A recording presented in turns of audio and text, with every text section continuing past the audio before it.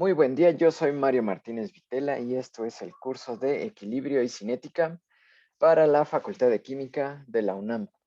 En esta sesión continuaremos em, definiendo conceptos del equilibrio de fases e iniciaremos con un repaso del diagrama potencial químico contra temperatura y también definiremos una metodología para plantear problemas de equilibrio en función del número de componentes y del número de fases presentes en el sistema.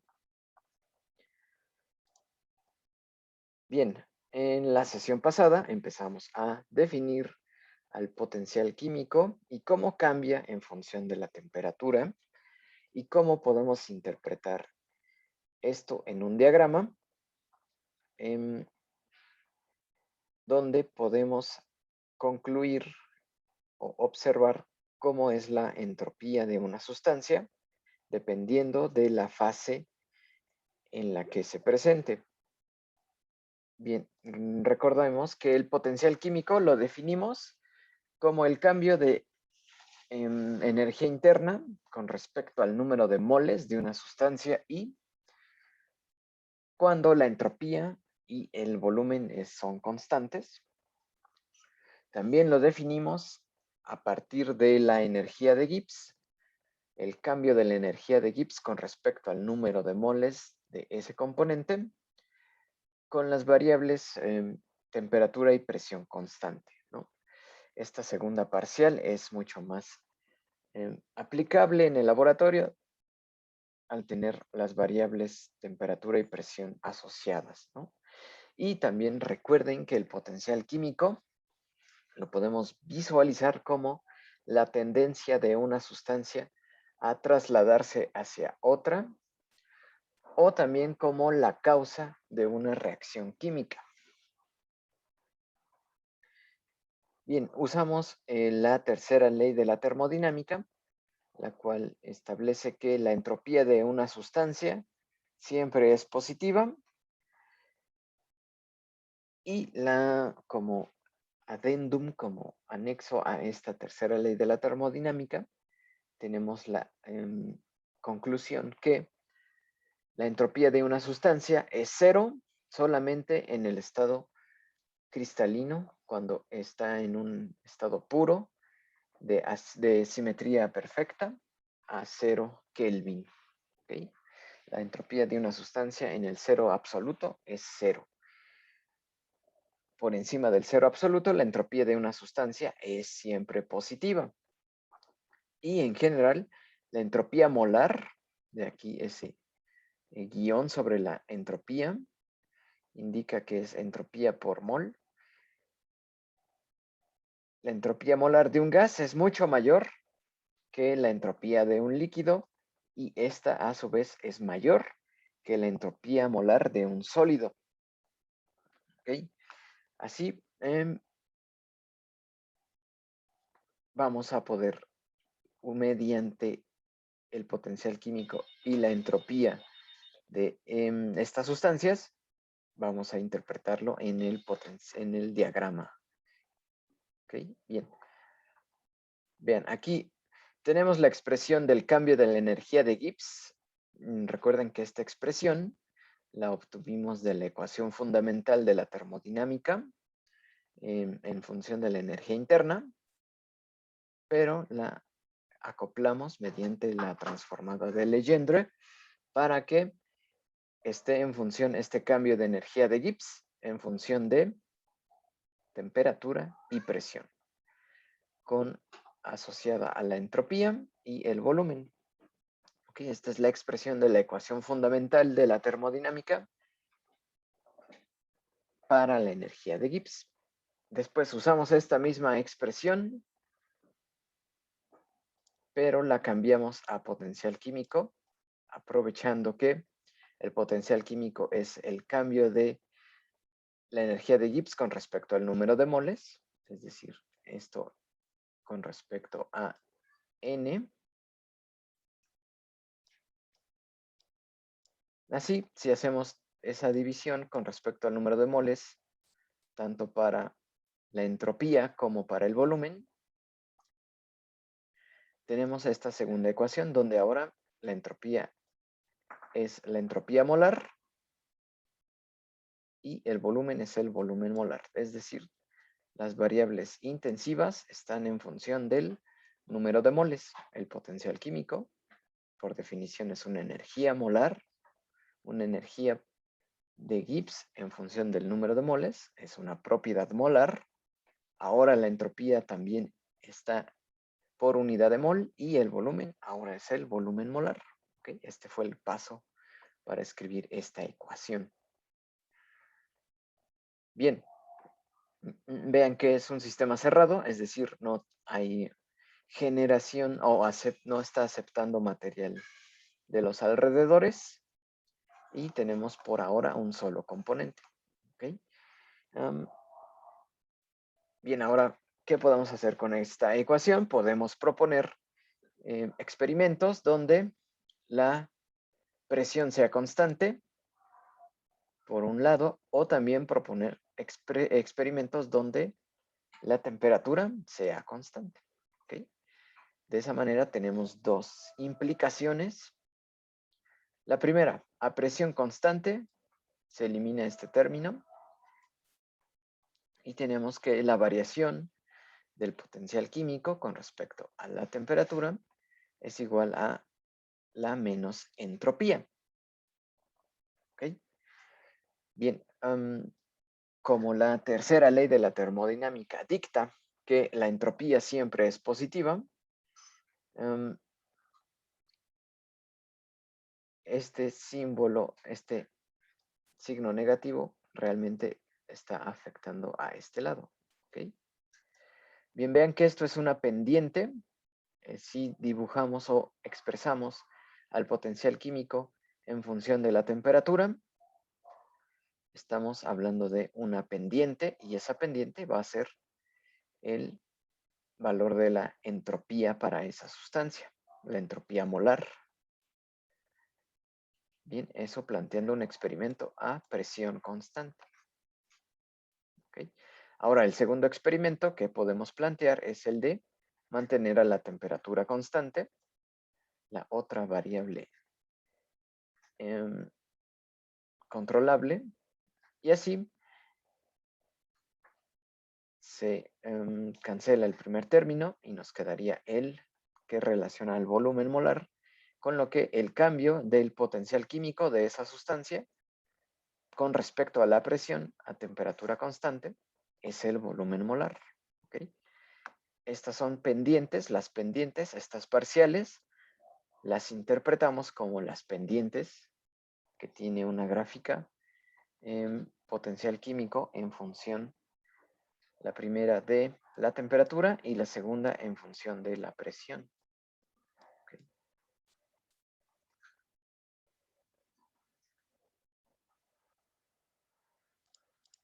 Bueno, así que bueno, vamos a enfocarnos en la primera pendiente, que es mucho más, que cambia mucho más que la segunda. Bien, aquí tenemos tres pendientes. ¿Okay? Una misma sustancia pasa por tres regímenes. Bueno, en este ejemplo pasa por tres regímenes, donde hay tres pendientes. ¿Ok? Todas con signo negativo, todas estas pendientes tienen signo negativo. En la primer pendiente, por ejemplo, la más grande de estas pendientes es la que interpretamos como la entropía de un gas. Es la mayor de estas fases, la entropía de la sustancia en fase gas es la mayor de las entropías molares, por lo que en un diagrama potencial químico contra temperatura, la entropía del gas corresponde a la mayor de estas pendientes. ¿Okay? Esta es la que tiene un mayor valor. ¿De acuerdo?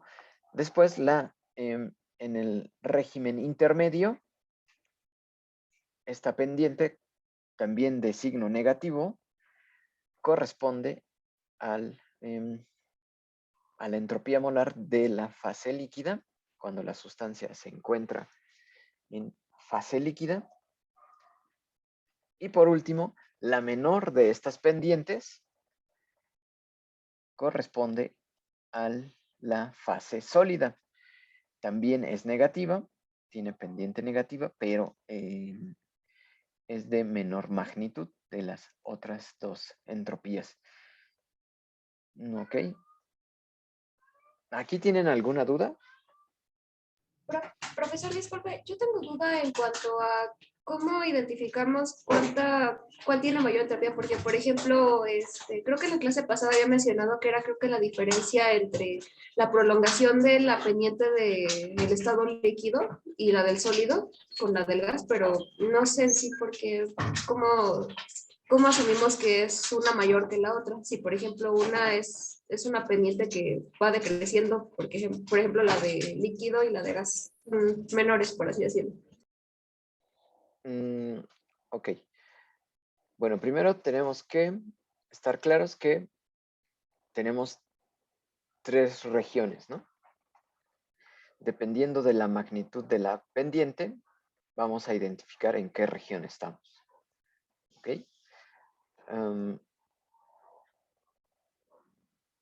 Y tenemos que decir la estabilidad de la fase. ¿Ok? Bien, vamos a enfocarnos ahora en la región intermedia que corresponde a la pendiente del líquido. ¿Ok? Es decir, si yo determiné experimentalmente potenciales químicos del líquido a partir de una expresión de una disolución, por ejemplo, es decir, de alguna manera obtenemos los valores del potencial químico, ¿okay?, de una disolución de esta sustancia en fase líquida y obtuvimos esos potenciales químicos en distintas temperaturas, ¿no?, que son en la gráfica, es lo que veríamos aquí, que son potenciales químicos que van disminuyendo con respecto a la temperatura para el líquido. ¿Okay? La posibilidad de estos experimentos de sobre la fase líquida están limitadas entre dos temperaturas que ya conocemos, que son la temperatura de fusión, a partir de la cual se solidifica este líquido, o a partir de la temperatura de ebullición, a partir de la cual el líquido se convierte en gas. ¿Okay? Esos son los límites con los cuales podemos hacer experimentos con los cuales determinar potenciales químicos para el líquido con respecto a la temperatura. Y eso en la gráfica lo interpretaríamos como potenciales químicos que van disminuyendo de valor a una pendiente constante. ¿Okay? Esa pendiente constante es la entropía molar del líquido. Bien. ¿Hasta ahí claros? Sí, profesor. Sí, Bien, profe. muy bien. Entonces yo hice las disoluciones, determiné el potencial químico a distintas temperaturas y observo que tienen una pendiente negativa y puedo realizar estos experimentos entre la temperatura de fusión y la temperatura de ebullición. Bien, ahora vamos a hacer vamos a imaginar, ¿no? O sea, en el experimento no podrían hacer experimentos debajo de la temperatura de fusión para los líquidos, ni por encima de la temperatura de ebullición. O sea, y experimentalmente no podría determinarlo. Pero la pendiente, ¿qué pasa? ¿Cómo interpreto, ¿no?, la pendiente en temperaturas menores? Es decir, la línea continua representa lo que sí hice y ahora en azul voy a extender la línea con la misma pendiente que proviene de mis experimentos. Puedo calcular potenciales químicos hipotéticos, ¿ok? A temperaturas menores de la función puedo usar la pendiente que sí determiné, experimentalmente esta pendiente, puedo extenderla hacia valores menores de la temperatura de fusión, solo aquí en el diagrama. No podría hacerlo en el experimento. ¿Ok? Así, de esa manera estoy extendiendo esa línea usando la misma pendiente, pero ahora a temperaturas menores. ¿Ok? No lo realicé en el experimento, simplemente uso la misma pendiente a temperaturas menores. ¿De acuerdo hasta ahí? Sí, profesor. Vale, o sea, dejen ahí esa pendiente, ¿no? Esta pendiente azul es una pendiente hipotética. Es la misma que la que sí realicé, solo en temperaturas muy bajas. Ahora me voy del otro lado. Experimentalmente, después de la temperatura de ebullición, no podría eh, determinar potenciales químicos del líquido. ¿Ok? Pero con la misma pendiente, que sí realicé, que sí determiné, puedo extenderla a temperaturas mayores, solamente aquí en el diagrama. ¿Ok? Y lo que resultaría sería que calcularía esta pendiente del otro lado. Es decir, estoy extendiendo la misma pendiente a cualquier región del diagrama. En la línea continua es donde realmente se realizaron los experimentos. Debajo de la temperatura de fusión tengo estos valores teóricos y por encima de la temperatura de ebullición obtengo esta extensión azul. ¿Ok? Es lo que hicimos. ¿Vamos bien hasta ahí? Sí. Va, que va. Bien. Ustedes saben que debajo de la temperatura de fusión, bueno, pues tenemos nuestro hielo, por ejemplo, nuestra fase sólida, nuestra fase más organizada, que tiene una pendiente menor, una entropía molar menor que el líquido. ¿Okay? Ahora, de alguna manera, obtuve los potenciales químicos del sólido, alguna expresión me ayudó a encontrar el potencial químico del sólido a esta temperatura, ¿okay? Temperaturas cada vez más bajas, y yo pude determinarlas experimentalmente y obtuve una pendiente. ¿Okay? Esta línea morada tiene una pendiente negativa. ¿Okay? Ahora, después de la temperatura de fusión, no me sería posible experimentalmente extender esta línea. Pero si uso esa pendiente que sí determiné a temperaturas bajas de este lado izquierdo y la uso para extender a temperaturas mayores esta línea, bueno, estoy creando una situación hipotética. ¿Ok? Estos potenciales químicos no los determiné experimentalmente, solo estoy extendiendo la fase sólida. ¿Ok? No podría hacerlo experimentalmente porque ya sobrepasaría la temperatura de fusión y pues mucho menos en la temperatura de ebullición. Pero aquí en el diagrama la puedo usar para extender esta parte sólida. ¿De acuerdo? Esto es lo que representa esa línea discontinua, estos guiones morados que estoy poniendo, representan una situación hipotética donde el potencial químico del sólido pues seguiría esta pendiente. ¿Okay? Es la misma que yo determiné experimentalmente. ¿Okay? ¿De acuerdo hasta ahí? Sí, profe. Aquí va. Por último, em, la fase que nos falta es la fase gaseosa. Después de que accedimos a temperaturas mayores de la temperatura de ebullición, bien, en el laboratorio, de alguna manera, bueno, como por ejemplo con la ecuación del gas ideal, puedo determinar potenciales químicos de un gas, ¿okay? A estas temperaturas donde solo existe, en el experimento solo existe la fase gas, y de esa manera obtuve este potencial químico a esta temperatura, etcétera, ¿no?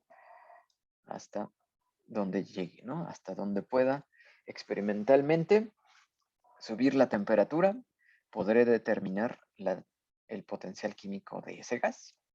¿Ok? Debajo de la temperatura de ebullición, no podría determinar esos potenciales químicos, hipotéticamente. Hipotéticamente solo podría extender con la misma pendiente que sí determiné, podría extenderlo a temperaturas más bajas. Esa pendiente me arrojaría que de poder existir ese gas a temperaturas más bajas, seguiría esta pendiente que estoy pintando en amarillo hacia arriba. ¿Okay? Es lo mismo que hicimos con las otras fases, ¿no? Y usar la pendiente que sí usé, que sí determiné experimentalmente, pero a temperaturas menores solamente puedo calcularlo. ¿Ok? Así que extendimos en los tres casos las pendientes hacia regiones donde experimentalmente no se observan esas fases. ¿Ok? Ustedes saben que, por ejemplo, para el agua, solo podría hacer experimentos por encima de 0 grados o por debajo de la temperatura de ebullición. En la Ciudad de México, por debajo de 93 grados Celsius.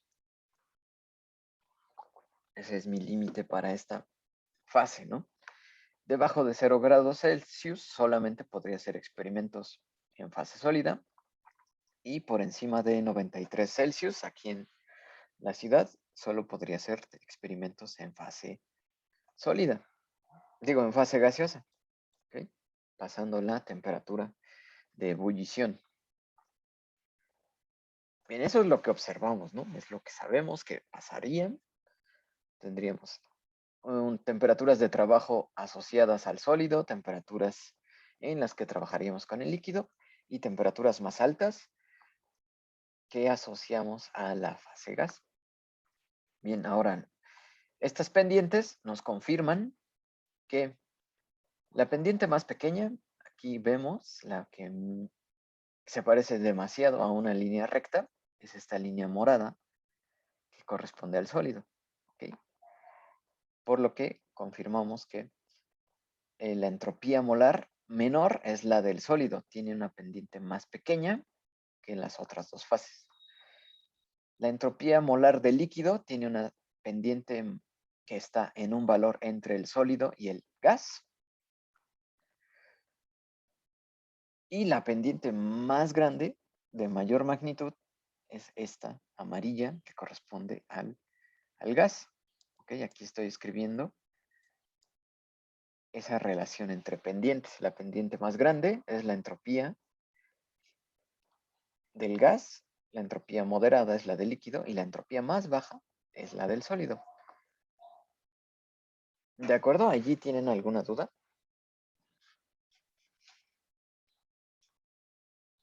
No, profesor, todo claro, gracias. Bien, el gato también dice que todo claro. Bien, así es. Bien, ahora estábamos comparando, bien, ven, que ya tenemos tres pendientes, ¿no? Gas, líquido y sólido. La mayor es la amarilla, la mediana es la líquida y la morada es la del sólido, la de menor magnitud. Ahora, vamos a comparar nuestros ejercicios teóricos de extender las pendientes, ¿no? Hacia regiones donde no deberían existir las fases que estamos trabajando. A temperaturas altas no debe existir el sólido, para este ejemplo. A temperaturas muy altas o muy bajas no debe existir el líquido. Y a temperaturas muy bajas, por debajo de la temperatura de ebullición, no debe existir el gas. Así que vamos a interpretar eso, que sabemos que pasa, con respecto a los potenciales químicos. ¿Okay? Así que vamos a comparar el potencial químico del líquido. Un líquido que existiera a una temperatura muy baja, por ejemplo, a este guión verde, esta cruz verde que voy a dibujar, esa sería la entropía molar de un líquido que existiera a temperaturas bajas, a esta temperatura. ¿Sí? ¿Ok?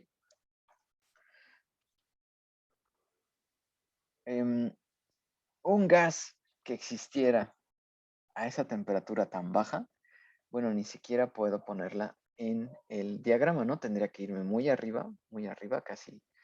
Tal vez si dibujo en el techo este diagrama, podría llegar a dibujar el punto donde ese gas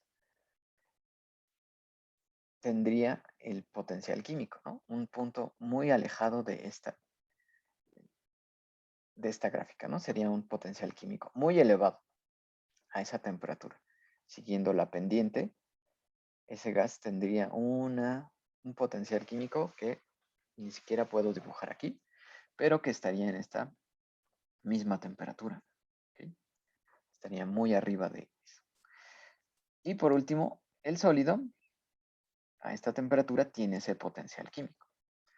Así, de las tres fases posibles para esta sustancia, sólido, líquido o gas, observo que el menor potencial químico corresponde a la fase sólida. ¿Okay? No corresponde a la fase líquida.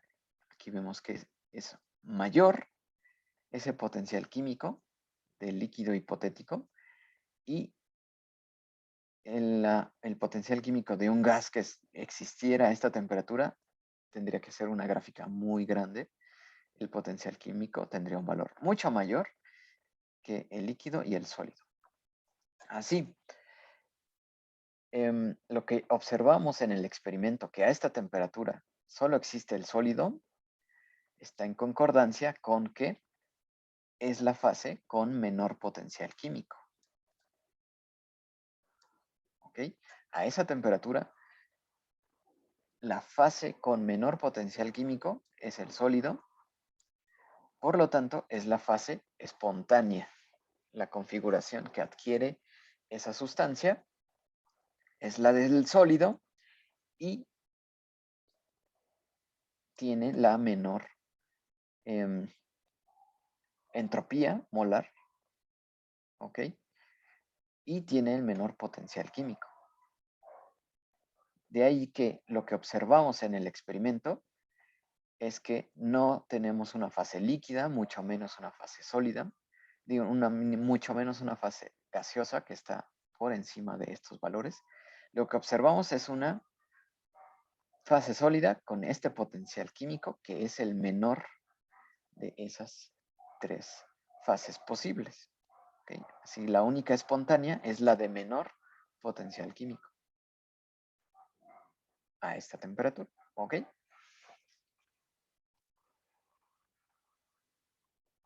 ¿Alguna duda hasta ahí? Aparte de cómo se llama mi gatito.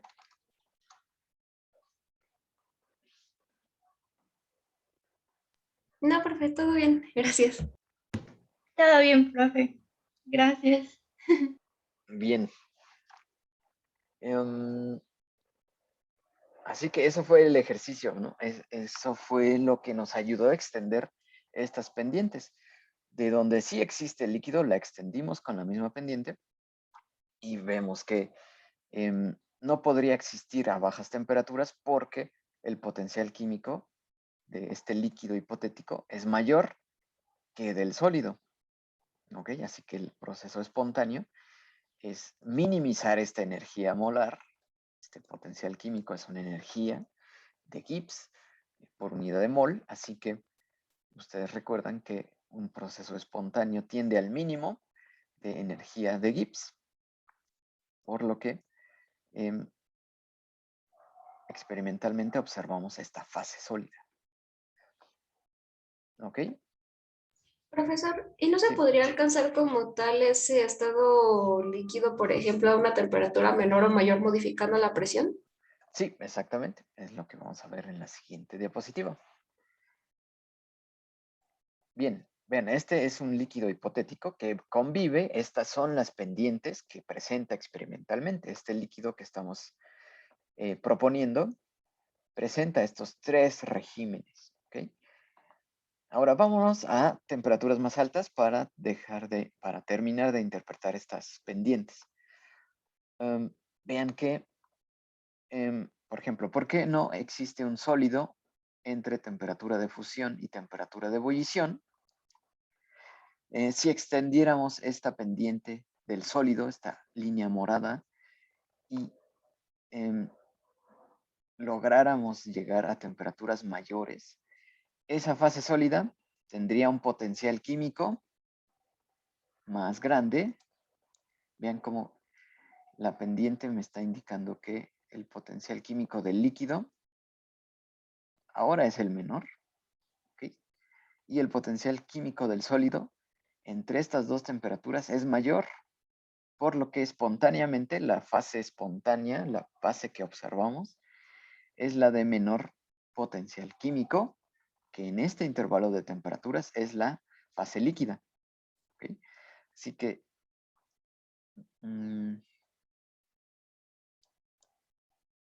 una fase sólida entre estas dos temperaturas espontáneamente cambiaría a la fase de menor potencial químico, que es en este intervalo de temperaturas la fase líquida.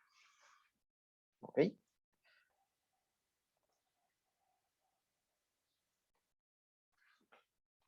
Vean, recuerden que al inicio de las sesiones hablamos de estados metaestables.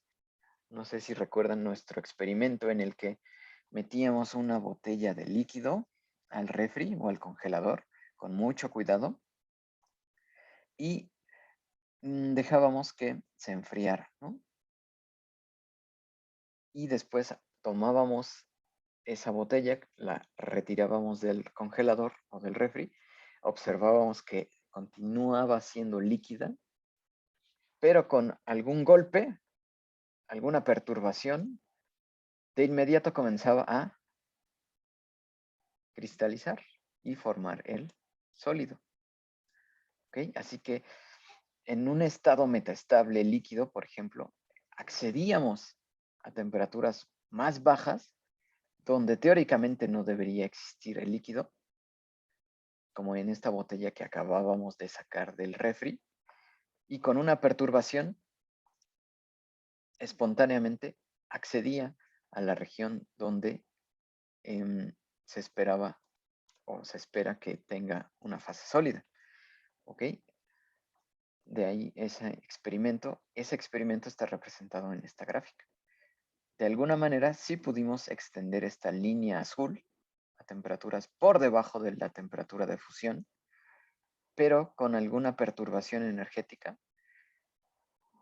el potencial químico indica que la fase espontánea es la fase sólida. ¿Ok?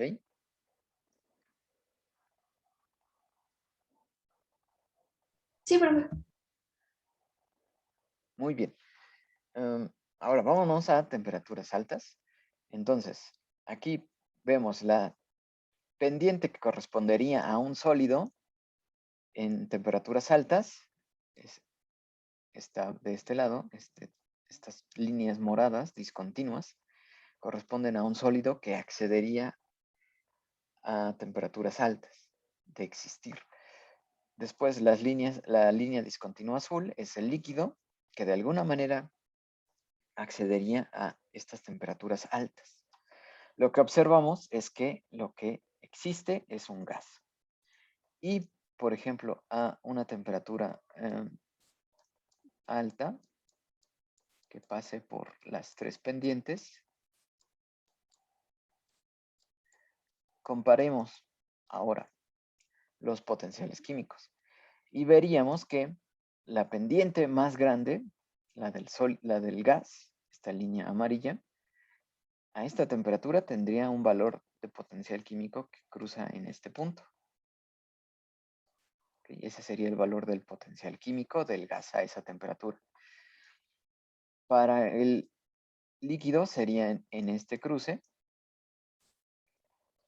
Ese potencial químico del líquido es mayor que el del gas.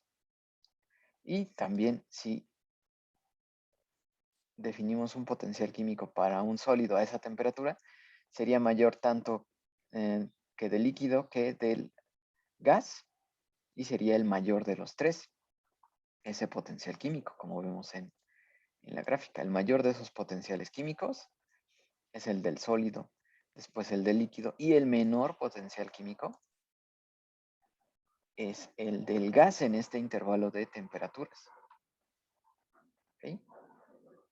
Por lo que espontáneamente se forma el gas. La fase espontánea, después de la temperatura de ebullición, es la de menor potencial químico, que es el gas. ¿Ok? Si de alguna manera sobrecalentamos un líquido y continúa siendo, permanece en estado líquido después de la temperatura de ebullición, cualquier perturbación energética va a hacer que cambie a la fase espontánea, que es el gas. ¿Ok? Así, en un ejemplo que vimos al inicio, era tomar un líquido en el microondas, calentarlo en el microondas, en, en una taza o en un vaso que no tenga em, como rasgaduras microscópicas en las paredes. Es decir, quitarle al líquido la posibilidad de nuclear. Esas burbujitas que vemos cuando empieza a ebullir el líquido, surgen en lo que llamamos puntos de nucleación. Si calentamos un líquido en un microondas, en un envase libre de estas rasgaduras o micro agujeros, microabrasiones, donde el líquido lo tomará como puntos de nucleación. Si hacemos eso y lo calentamos en un ambiente libre de esas rasgaduras o puntos de nucleación, podríamos llevar al líquido a una temperatura mayor que el punto de ebullición. ¿Okay?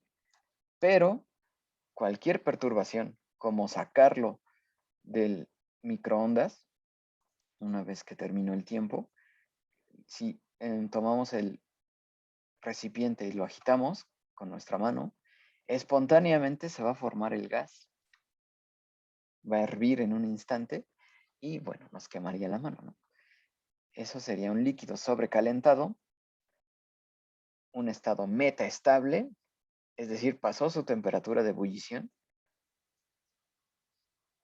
pero con alguna perturbación, el potencial químico retoma la fase espontánea, que es el gas.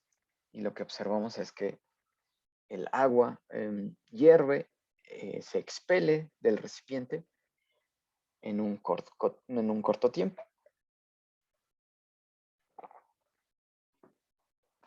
De acuerdo, eso fue lo que nos está diciendo este diagrama. ¿Cuáles los intervalos de estabilidad para cada fase de la sustancia?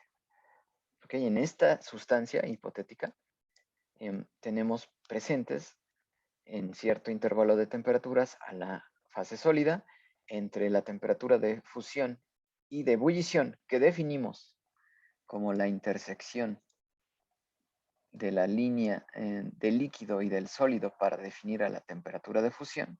Esa intersección de pendientes es la temperatura de fusión, y la intersección de pendientes entre el gas y el líquido le llamamos temperatura de ebullición. Para esta sustancia así se vería. ¿Ok?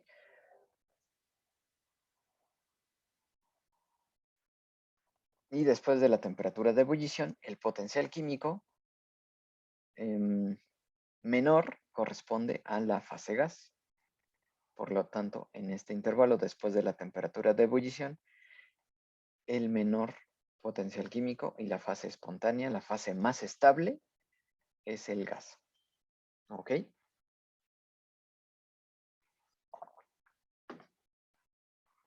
Sí, profe. Bueno, vean que estos pendientes dependen de la sustancia de la que estemos estudiando. Este intervalo también, el intervalo entre temperatura de fusión y temperatura de ebullición depende de la sustancia, de las fuerzas intermoleculares.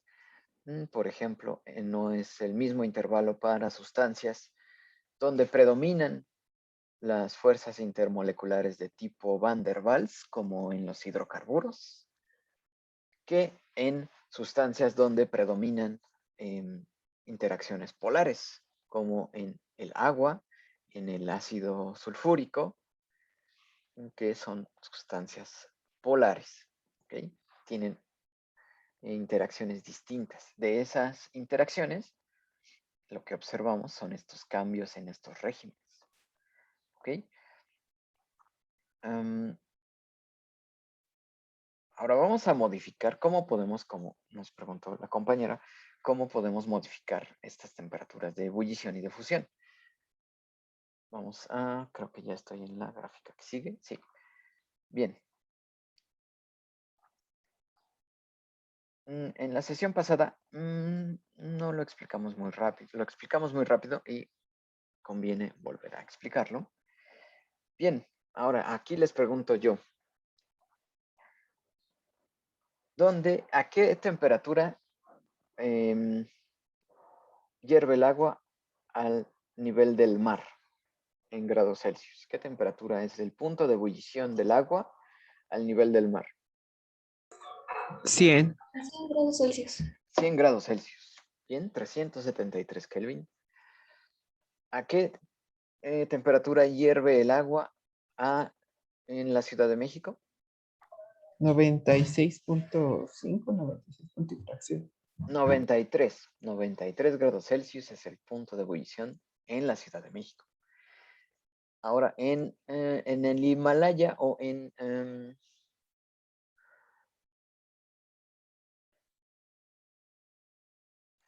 el Tíbet, por ejemplo, que está en el Himalaya, ¿a qué temperatura hierve el agua?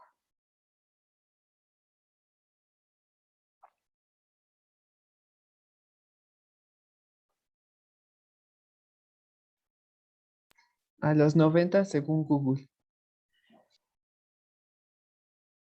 No, tienes que cambiar de Google. ¿A qué temperatura hierve el agua en el Tíbet?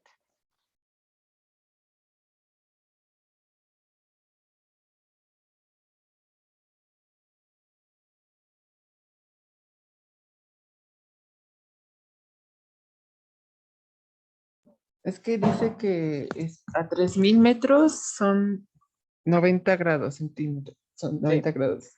Eso sí te lo creo. 3000 grados, 90, ok. 3000 metros. 3000 metros, sí, ok. A los 4000 está a 87 y a los 5000 a 84.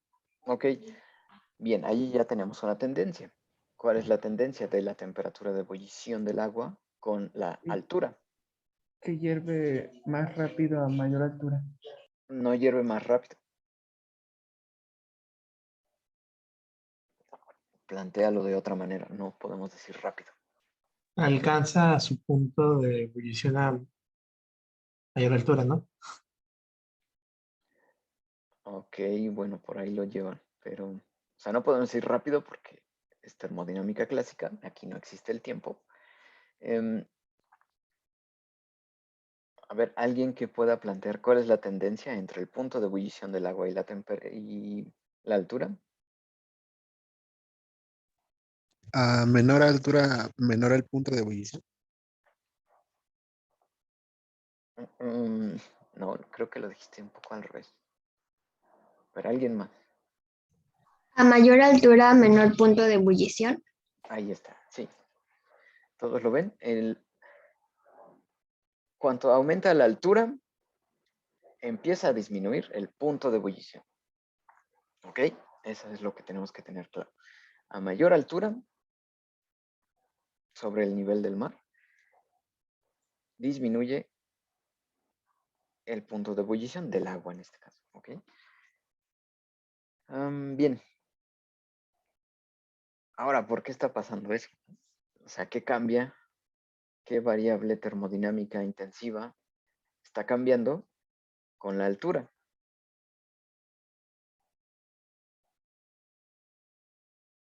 La presión. Muy bien, la presión.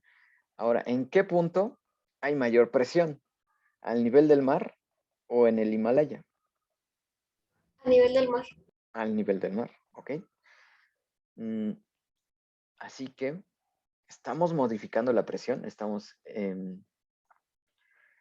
Si nos vamos del nivel del mar a una presión alta, ¿ok? Hierve a 100 grados Celsius. Ahora, si disminuimos la presión, yéndonos a alturas mayores, como aquí en la Ciudad de México, disminuye el punto de ebullición. ¿Ok? Así que vamos a verlo en la gráfica. Bien. Si disminuimos la presión, es decir, vamos a hacer ¿cómo se modificaría este diagrama? Si disminuyo la presión, como en este experimento mental que estamos viajando desde el nivel del mar, primero hacia la Ciudad de México, después a La Paz, Bolivia, después a la cima del Iztaccíhuatl y después hacia el Everest o el Tíbet, estamos disminuyendo la presión. ¿Ok? Y la temperatura de ebullición, que es esta intersección en este punto morado, se está recorriendo. ¿Ok? Está recorriéndose esa gráfica hacia la izquierda. ¿Ok? A menores temperaturas, estoy alcanzando la temperatura de ebullición. ¿Ok?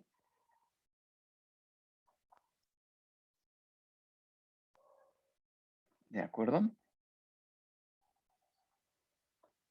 Sí, profe. Sí. Muy bien. Entonces, definimos a estas temperaturas de transición como la intersección de las líneas de estas pendientes de cada fase. Así que si la temperatura de ebullición se recorre, como vimos en nuestro experimento, al disminuir la presión, aumentar la altura, se recorre el punto de ebullición a temperaturas más pequeñas. Así que la pendiente o la intersección con la fase gas también está recorriéndose. ¿Ok? Ya no es en este primer círculo morado, que podríamos decir es al nivel del mar, sino que recorremos el punto de ebullición.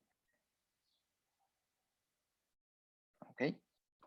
Y la intersección ahora es una temperatura menor, que está en este círculo verde. ¿Ok? Así que después de este círculo verde, ahora la fase más estable es el gas, pero ahora a esta temperatura. ¿Ok? Ya no a esta otra, sino que la fase gaseosa es estable desde esta temperatura de ebullición si disminuimos la presión atmosférica o la presión de nuestro sistema, por ejemplo.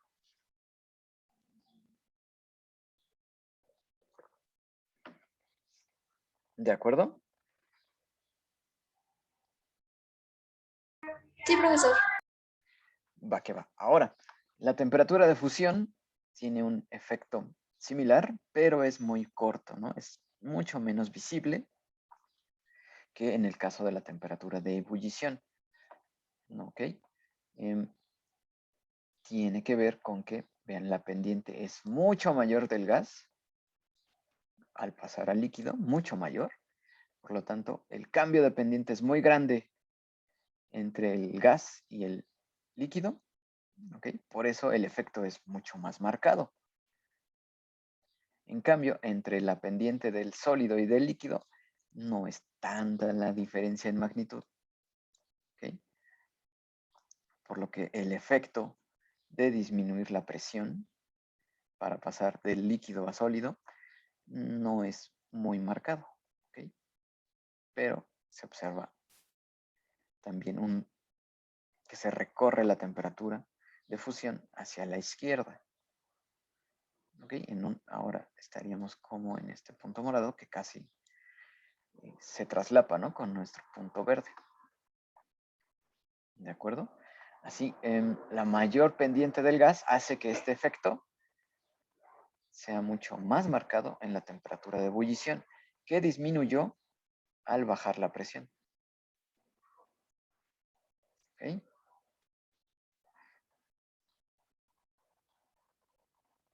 Así, un líquido que está ebulliendo en el Himalaya, pues no les quemaría la lengua, ¿ok? No como a nivel del mar, que sí nos quema la lengua. Temperaturas muy de ebullición que corresponden al Himalaya o al Everest, no les quemaría su tecito, no les quemaría la lengua, ¿ok?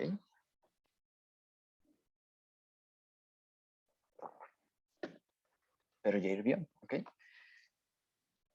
Bien, vean que entonces estamos hablando de recorrer estas líneas, este intervalo en el que el líquido, vean que ahora el líquido ya no es estable en esta zona, a esa presión ya no es estable en este intervalo.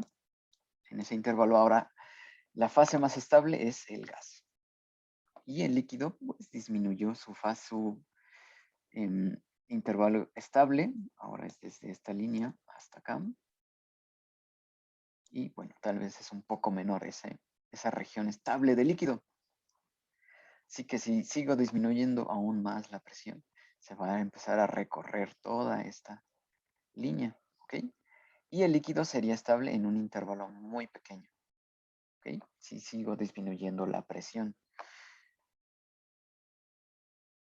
Bien, ahora vamos a terminar. Ahora, tienen ustedes pendientes dos preguntas que son ¿qué pasa cuando se intersectan en estas tres líneas? Y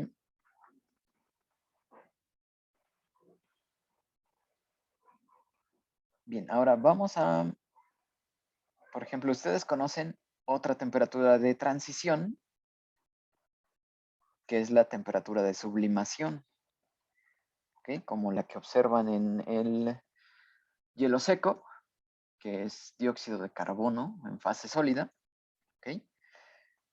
Y que a temperatura ambiente, a presión atmosférica, pasa directamente a la fase gaseosa, ¿ok?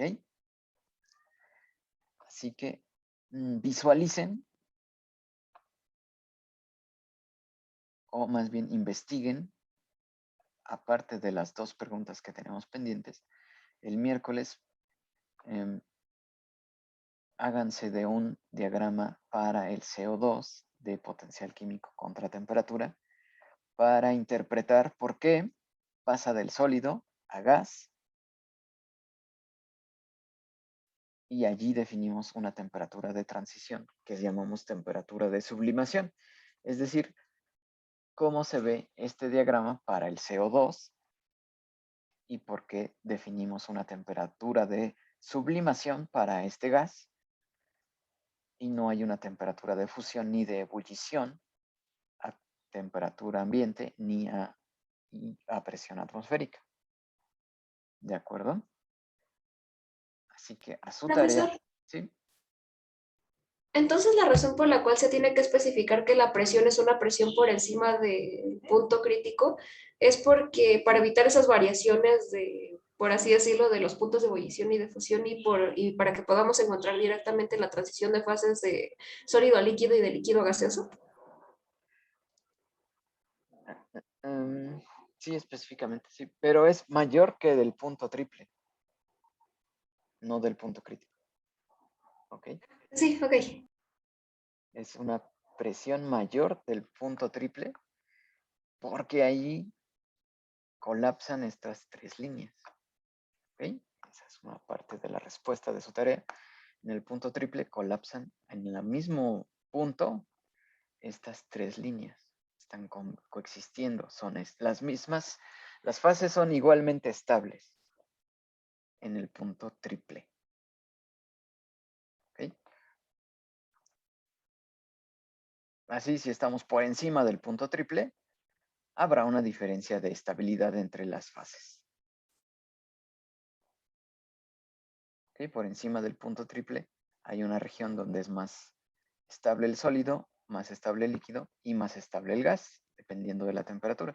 En el punto triple, las tres son igualmente estables.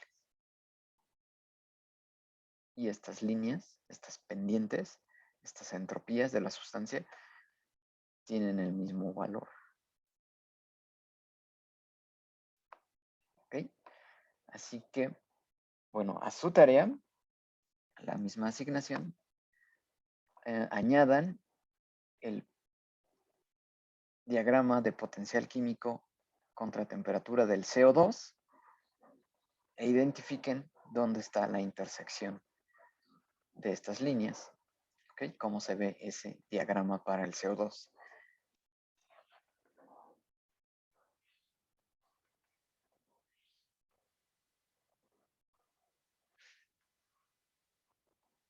Sí, profesor. Muy bien. Bueno, entonces hasta aquí vamos a dejar la sesión de hoy, que sirvió de, pues para hablar, ¿no? De este, vean que es muy interesante este diagrama, se saca mucha información de él.